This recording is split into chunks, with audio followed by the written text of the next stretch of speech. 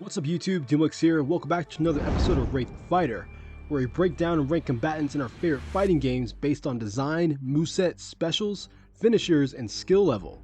In today's episode we'll be analyzing the Master of Stealth of the Lin Kuei and the fire department's worst nightmare, Smoke from Mortal Kombat 1. In the new era, Tomas, aka Smoke, lived to hunt with his family. Their final hunt, however, ended in a tragedy. Having accidentally trespassed on Lin Kuei lands, they were attacked, leaving Smoke an orphan.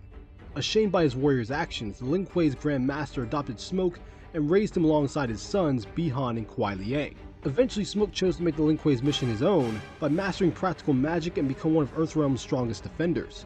But before we move any further, make sure to combo break that like button to spread the gospel, and with that being said, let's get into it. In terms of base design, Smoke is sporting a grayed out traditional Lin Kuei uniform to match his element of expertise, wearing a mask that resembles that of a firefighter or a gas mask from the old wars. In addition, Smoke is rocking short silver hair this time around, though I'm not gonna lie, I wish the design team did stick with his long hair don't care approach from Mortal Kombat 9. Fingers crossed we'll get an MK9 Smoke skin in the near future. Smoke also wields a karambit as his main weapon of choice, which is a small curved knife resembling a claw that originates from Indonesia, and is one of many complementary weapons best used to play up one's mastery in martial arts. Overall, the base design of Smoke in Mortal Kombat 1 is nothing to write home about. The character is easily identifiable. I like the choice of equipping him with a knife, but the mask is honestly my least favorite addition of New Era Smoke. So with that in mind, I'm going to be placing Smoke's redesign in the C tier. Smoke's general moveset fits right up my alley when it comes to how I like to engage opponents in fighting games like Mortal Kombat, which is being able to keep players guessing where I'm going to strike next. Quite fitting for a character who's labeled as the Master of Stealth. Smoke provides a strong variety of aggressive mix-ups that can go from low to high and high to low. Whether it's the use of basic attacks like no escape, missing the toes, cutting room floor, violent tendencies, or soaring assassin. Having a character whose main strengths come from their combos while their special moves are more used as a complementary dish makes for a deadly adversary to deal with in my book. So I'm placing Smoke's moveset in the A tier.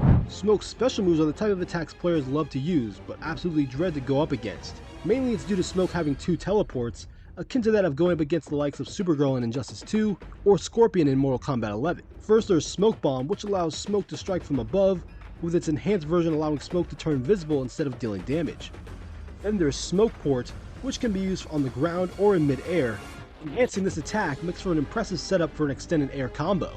On top of that, Smoke has a solid anti-air in the form of Shadow Blade, and a slick rushdown called Vicious Vapors, which can avoid enemy projectiles if timed correctly. Smoke's Fatal Blow provides a solid eye-gouging climax, but I think NetherRealm could have been a little bit more creative when it comes to the use of his elemental abilities. Furthermore, even though Smoke's specials are satisfying to execute, they are all risky moves to input and are highly punishable if countered. Therefore, I'm placing Smoke's special moves in the B tier. Smoke's match set ending finishers delivers a strong balance of slicing, dicing, and smoke screening, with Smoke's brutalities highlighting a variety of ways his signature knife can leave one looking like a mangled action figure.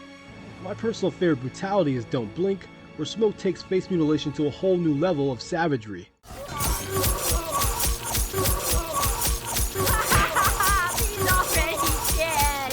Smoke's 2 fatalities in Mortal Kombat 1 are simple but effective. First there's Hazed and Confused, which has Smoke leaving his victim empty-handed, then feeding them a smoke grenade to better display one's dental hygiene and throat canal. Next we have Up in Smoke, which better displays Smoke's talents as a stealthy ninja, and dismembers his victim with clean slices from bottom to top. Overall, I think Smoke's brutalities are honestly more entertaining to witness than his fatalities, and could have used a bit more creativity when it comes to Smoke's use of, well, smoke, and handling of his knife. So I'm placing Smoke's finishers in the B tier. As far as skill level goes, Smoke has a lot of basic attacks at his disposal that can be a bit overwhelming for casual players to greatly benefit from, especially when using this character in online matches. But if one can master Smoke's extensive moveset and find the open windows to execute his special moves, they can strategically overwhelm the opposition with relentless forward pressure. Smoke is one of my favorite characters to use competitively in Mortal Kombat 1, and I don't see myself switching up on the character anytime soon. His combos are satisfying to land, and his special moves make for exceptional counterattacks, even though they can be highly punishable if blocked. Knowing this, I'm labeling Smoke as a mid-level entry fighter. As a result, looking back at the fighter tier scale, Smoke comes out to be a mid-level B tier fighter. So let me just say in the comments down below about today's episode of Rate the Fighter. Do you believe Smoke is worth using in high-level matchups?